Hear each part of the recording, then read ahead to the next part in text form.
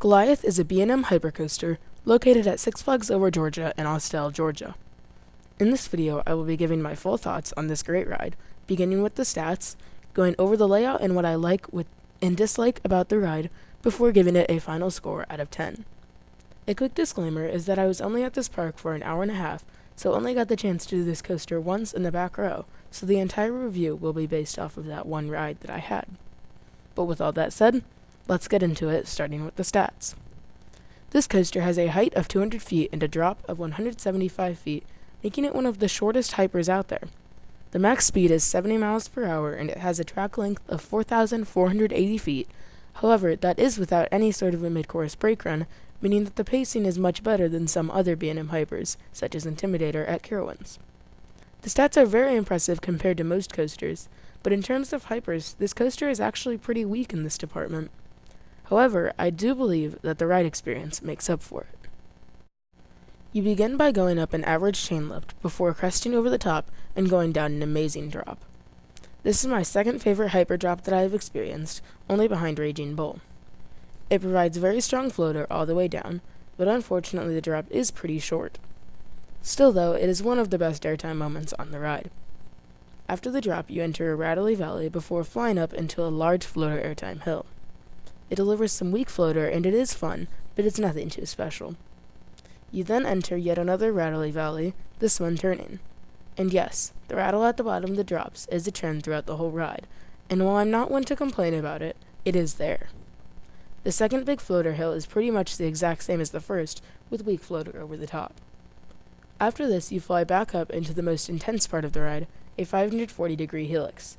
The top is pretty weak, but as you continue spiraling downwards, it gets very intense and is an easy gray out moment.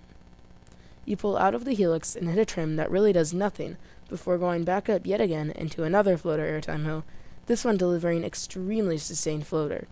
I was out of my seat for a solid 3 seconds, and I would say this is the best floater moment of the ride. The next element is a horseshoe, which to me looks and feels like an overbank turn, but technically is called a horseshoe, so I guess that's what I'll say. It isn't intense or anything, it's just a fun little turn. This leads you into my favorite part of the ride, 3 small back-to-back airtime hills. These hills give progressively stronger airtime, the last 2 with borderline ejector. After these great pops of airtime, you take a sharp left-hand turn into one more moment of airtime before slamming into the brakes, ending the ride. This coaster features your average B&M clamshell restraints, which are always very comfy and allow for some great airtime, so I have no problem with that. The ride is also very smooth aside from the bottoms of the drops, but as I said before, I don't mind a little bit of shakiness at all.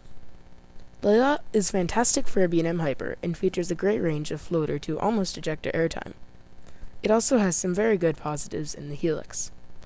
Another thing that helps this coaster is the lack of a mid-course brake run. Unlike every other B&M hyper until 2020, Goliath is non-stop action all the way through, with no time to catch your breath or take a break. The pacing is also greatly helped by this. So overall, I really enjoyed this ride despite generally not being the biggest B&M hyper fan, and for that reason I am going to give it a 9 out of 10, taking away only 1 point for the lack of intensity outside of the helix. I believe this ride has everything it needs to for the model it is, which is why it ranks as my number 6 coaster of the 60 I have ridden. So that's going to do it for my review on Goliath at Six Flags Over Georgia. If you have ridden it, please tell me what you think of the ride in the comments, and if you agree or disagree with my thoughts.